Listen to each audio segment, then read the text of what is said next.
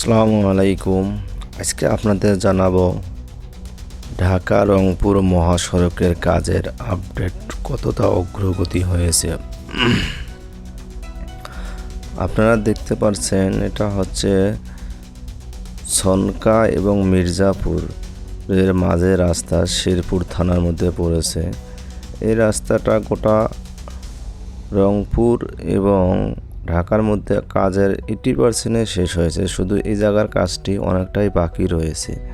তাই এখানকার কন্ট্রাক্টর খুব দ্রুত গতিতে কাজটা এগিয়ে নিচ্ছে যাতে রমজানের মধ্যেই এই কাজটা শেষ করতে পারে।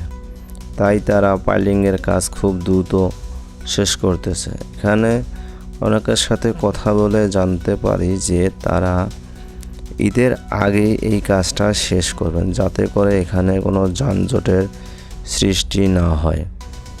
তাই তারা খুব দ্রুত গতিতে কাজটা এগিয়ে নিচ্ছে এবং খুব ভালোভাবে কাজ এগিয়ে নিচ্ছে। এক রোডে গাড়ি চলার কারণে অনেক ধরনের দুর্ঘটনার সম্মুখীন হতে হচ্ছে। তাই তারা অনেক চিন্তা করতেছে যে কীভাবে এবং দ্রুত গতিতে কাজটা শেষ করা যায়। তাই সমানতালে এগিয়ে নিচ্ছে এবং সমানভাবে এগিয়ে যাচ্ছে। ভিডিওটি ভালো লাগলে সবাইকে দেখার জন্য শেয়ার করে